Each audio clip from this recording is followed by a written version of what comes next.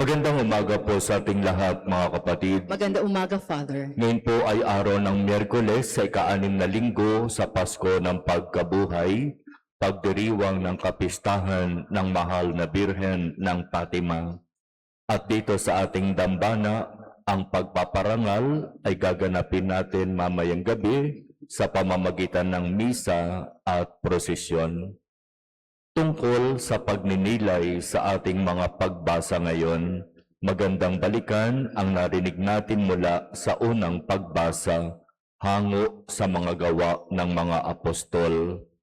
Karanasan ni San Pablo ang magpahayag tungkol sa Diyos.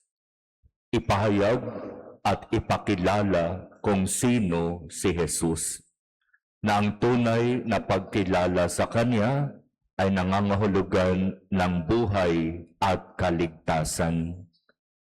Pero dito sa pagbasang ito, halos nasabi na ni Pablo ang lahat tungkol kay Jesus.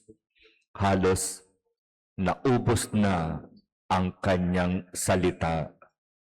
Pero ang mga nakinig, halos ayaw tanggapin ang kanyang pangangaral.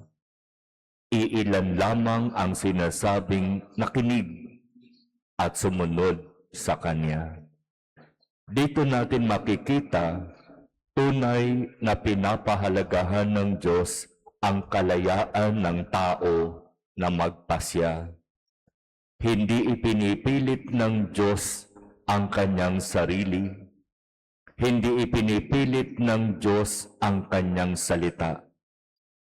Inihahasik ang binhi, ipinapahayag ang salita ng Diyos.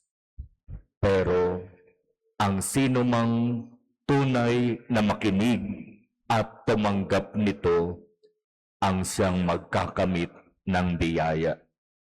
Kung papaanong sinasabi sa talinhaga ng binhi, ang binhi na nahasik sa matabang lupa ang siyang nagbubunga ng sagana.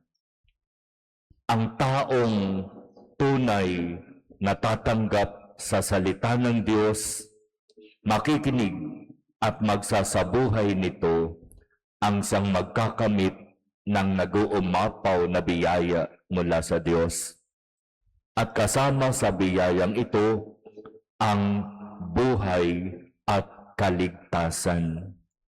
Kaya kung sinasabi na iginagalang ng Diyos ang kalayaan ng tao na magpasya, kung tatanggapin ang salita ng Diyos o hindi, kung kikilalanin si Jesus sa kanyang buhay bilang Panginoon at tagapagligtas o hindi, ang lahat ay iniiwan ng Diyos sa tao.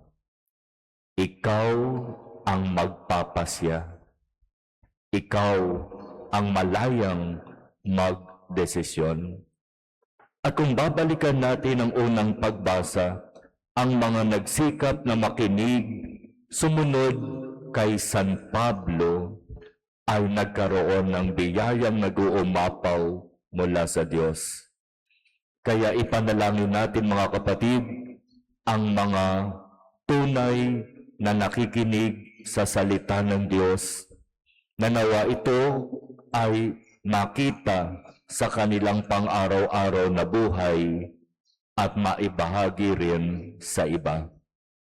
Ang biyayang ito nawa ang siyang matanggap natin sa kapistahan ng Mahal na Birhen ng Fatima ng Marikina.